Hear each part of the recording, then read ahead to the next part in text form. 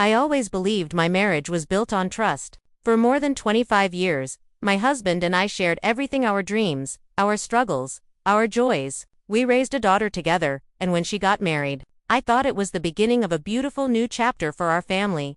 But sometimes, life blindsides you in the cruelest way.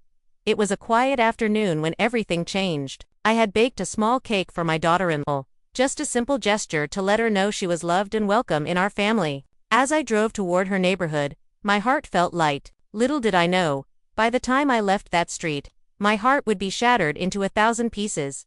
The first sign came before I even reached her gate. Parked right outside, in plain sight, was my husband's car. I stopped in disbelief. Why would he be here? He hadn't mentioned anything to me that morning. In fact, he told me he was going to run errands across town. My stomach tightened. Something didn't feel right.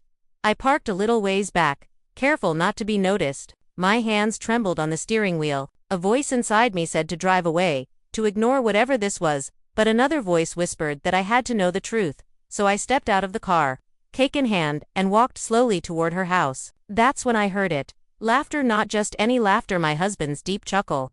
Unmistakable after all these years. And then, her laughter, my daughter-in-law's.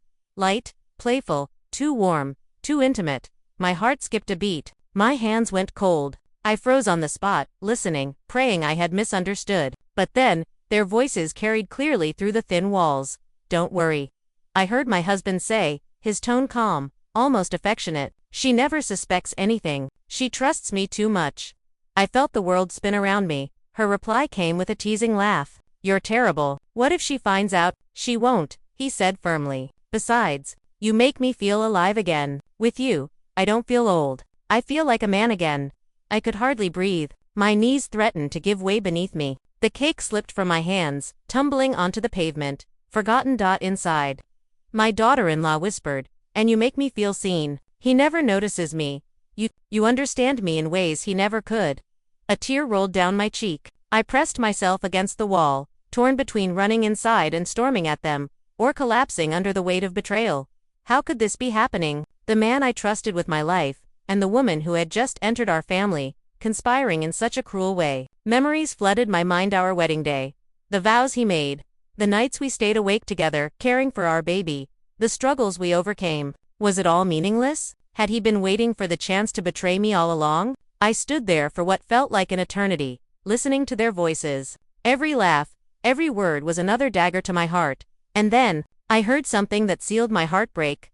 I think I love you, he said quietly. There was silence, followed by her soft response. I love you too. My chest tightened as though someone had ripped the air from my lungs. The betrayal was complete. It wasn't just a mistake or a moment of weakness. They had given their hearts to each other. I wanted to burst through the door, to confront them, to scream and demand answers. But I couldn't move. My body refused to obey. I was paralyzed by pain and disbelief.